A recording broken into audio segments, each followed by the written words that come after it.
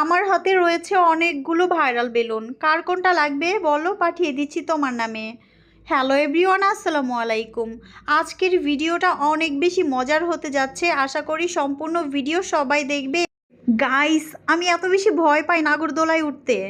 এই নাগরদোলাটা বাঁধা অবস্থায় ছিল, তার জন্য উঠে পড়লাম নাগরদোলায়। আর কে কে আছো আমার মতো নাগরদোলায় চড়তে ভয় পাও? আমি কখনোই নাগরদোলায় উঠি নাই, নৌকায় উঠছিলাম একবার, অনেক বেশি ভয় পাইছি।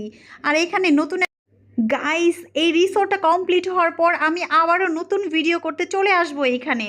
তো এই জায়গাটায় বালুযুক্ত রাস্তা ছিল, আর এখানে কালারফুল এতগুলো হাওয়াই লাল মিঠাই দেখে তো পুরা জিভে জলা হিসা পড়ছে, কারণ আমি ছোটোবেলায় এত বেশি খাইছি এগুলা। আর এখানে নৌকার ব্যবস্থাও আছে, যারা নৌকায় চড়তে চাও তারা এখানে এসে নৌকায় চড়তে পারো। আর এইখানে দাঁড়ায় দাঁড়ায় যে দৃশ্যটা দেখছি সেটা বললে তো তোমরা ভয় পাইয়া যাবে, আমি অলরেডি ভয় পাইয়াই গেছি। এখানে 2-3 জন লোক বাঁশ নিয়ে দৌড়ানি দিছে। অনেক আপুরাই আছে ভিডিও করতে যাইয়া একদম সরিষা ক্ষেতের মাঝখানে চলে যাইতেছে, ওদেরকে দৌড়ানি দিতেছে। তো আমিও ভাবতেছি আমি যদি নিচে যাই, দৌড়ানি দেয়, গাইস বলেন না কি হবে, আমি বুঝতে পারতেছি না নামবো কি নামবো না।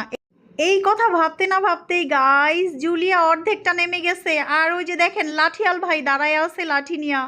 আমি তো প্রচণ্ড ভয় পাইতেছি, ভয়ে ভয়ে নামতেছি, জানি না কি হয়। আগের দিনে দেখতাম ফসলের ক্ষেতের আশেপাশে কাকতাড়ুয়া দাঁড়া করায় রাখতো, সেই কাকতাড়ুয়াকে দেখে পাখিগুলা উড়ে উড়ে চলে যাইতো, ফসলের কোনো ক্ষতি হইতো না।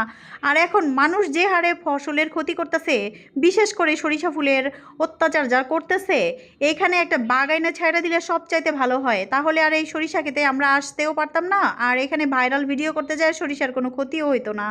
গাইস, এত সুন্দর সরিষা খেতে আইসা নিজের আর ধইরা রাখতে পারতেছি না, তাধিন তাধিন করে নাচতে মনে চাইতাছে।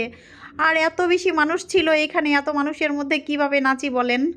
তো আরও একটি মেসেজ দিতে চাই, আমরা যারা ভিডিও করার জন্য সরিষা ক্ষেতের আশেপাশে যাচ্ছি তারা একটু সাবধানতা অবলম্বন করে চলার চেষ্টা করব।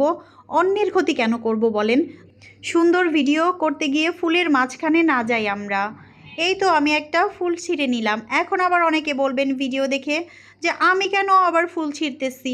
ভাইরে, এইরকম 2-1টা ছোটোখাটো ফুল ছিঁড়লে কিছু হয় না। অনেকেই আছে কি করে, সরিষা ক্ষেতের মাঝখান দিয়ে দৌড়ায় দৌড়ায় এমনভাবে ভাইরাল ভিডিও করতে যায়, ভাইরাল হওয়ার ধান্দায় ভুলাই যায় যে এগুলো হচ্ছে ফসল, কেউ একজন চাষ করছে, অনেক কষ্ট, অনেক পরিশ্রম, অনেক শ্রম এবং টাকা পয়সা দিয়ে এই ক্ষেতগুলা চাষ করতেছে। আপনাদের আমাদের সবার দুঃখের জ্বালায় ক্ষেতওয়ালা কি করবে জানেন? সামনে বছর থেকে উদ্যোগ নেবে, সরিষার ফলন আর বাংলাদেশের মাটিতে হবে না, ইউরোপ কান্ট্রিতে পাঠাই দিবে সরিষার ফলন, আপনাদের আমাদের জ্বালায়।